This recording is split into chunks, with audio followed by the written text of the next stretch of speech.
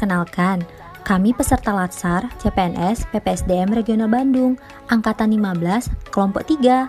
Baiklah, kami akan menjelaskan isu kontemporer tentang proxy war. Silahkan lihat slide selanjutnya ya.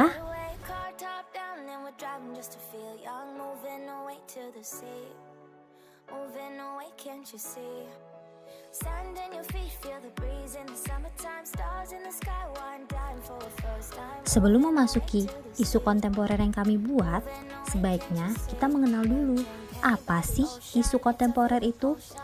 Kita jabarin ya. Isu adalah masalah, sementara kontemporer adalah sesuatu yang booming atau yang lagi ramai, dan bahasa anak mudanya trending.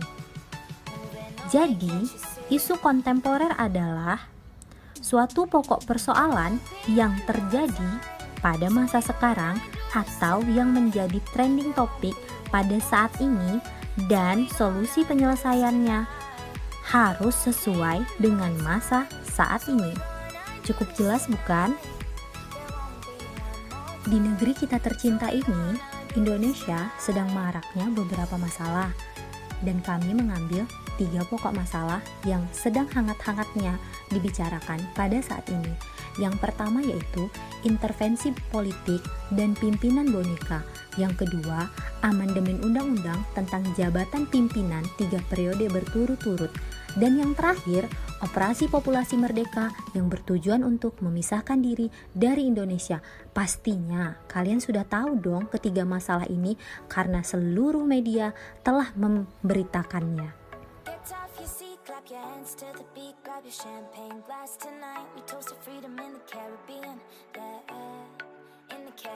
Untuk menganalisis isu, kami menggunakan model pentahelix.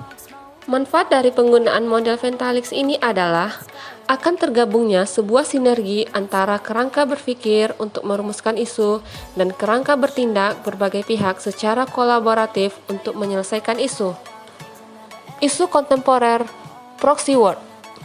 Amandemen undang-undang tentang jabatan pimpinan 3 periode berturut-turut. Unsur government atau G. Kurang transparannya pemerintah dalam mengusulkan amandemen Undang-Undang 1945 terhadap rakyat. Unsur bisnis atau B.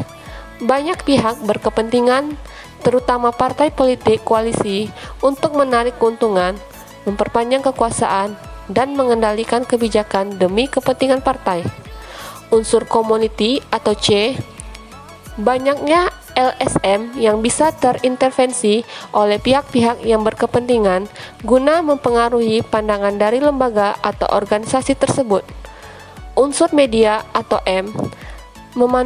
Memanipulasi berita dan hoaks atau berita bohong yang mudah untuk disebarkan oleh pihak yang berkepentingan sehingga dapat mempengaruhi masyarakat dalam menentukan pilihannya. Selanjutnya adalah analisis isu dengan USG, yang mana analisis ini merupakan metode analisis dengan meninjau seberapa urgent atau mendesaknya suatu isu, seriousness atau seberapa seriusnya masalah, growth, seberapa kemungkinan isu tersebut berkembang dengan memberikan skor untuk menentukan prioritas masalah. Jadi, nanti total nilai yang tertinggi itulah yang merupakan prioritas masalah. Dari tabel dapat kita lihat untuk isu yang pertama, intervensi politik dan pemimpin boneka, U-nya 4, S-nya 4, G-nya 3, totalnya 11. Isu yang kedua, amandemen undang-undang tentang jabatan pemimpin 3 periode berturut-turut, U-nya 5, S-nya 5, G-nya 5, totalnya 15. Untuk isu yang ketiga, dapat kita lihat operasi populasi merdeka yang bertujuan untuk memisahkan diri dari Indonesia, U-nya 4, S-nya 5, G-nya 3, totalnya 12. Jadi prioritas masalahnya adalah isu yang kedua, amandemen undang-undang tentang jabatan pimpinan 3 periode berturut-turut. Fishbone. Teknis analisis isu Fishbone lebih menekankan pada hubungan sebab akibat. Fishbone mengidentifikasi berbagai sebab potensial dari satu efek atau masalah dan menganalisis masalah melalui sesi brainstorming.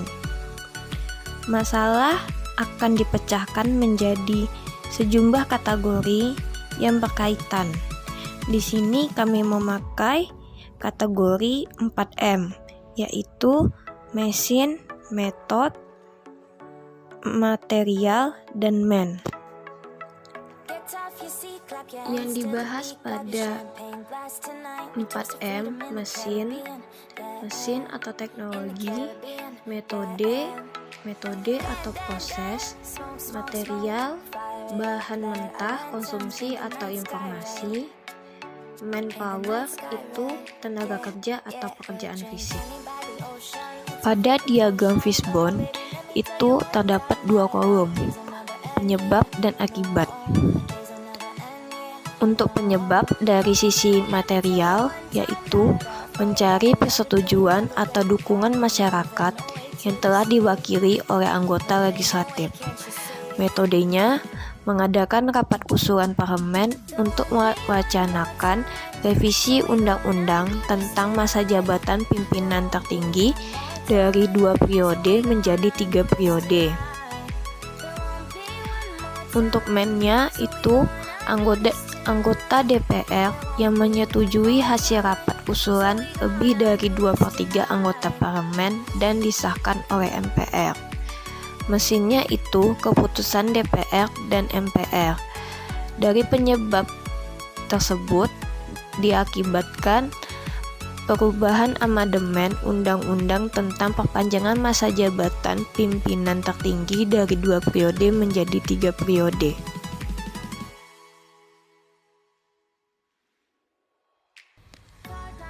Kelompok kami menganalisa dengan SWOT di mana ada dampak positif dan dampak negatifnya.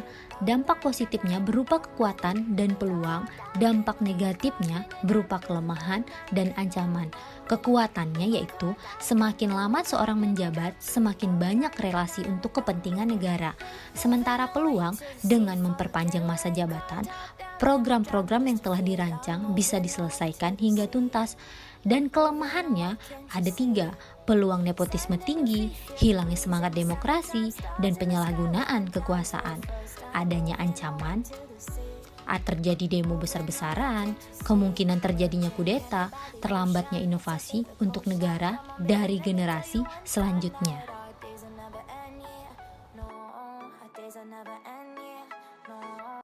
Dan adapun tahap mengatasi masalah dari kami adalah alternatif penyelesaian. Libatkan rakyat sebelum mengamandemen undang-undang.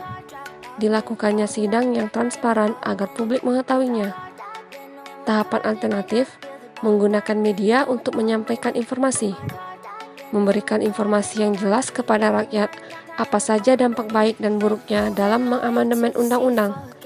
Hasil yang diharapkan, dengan adanya amandemen yang melibatkan rakyat, membuat rakyat bisa menerima dan bersama-sama menjalankan amandemen undang-undang dengan baik.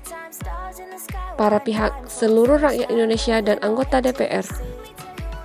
Inilah penjelasan dari kami. Semoga isu-isu yang ada bisa diselesaikan dengan baik ya. Dan video penjelasan kami semoga bisa memberikan manfaat untuk kita semua. Terima kasih.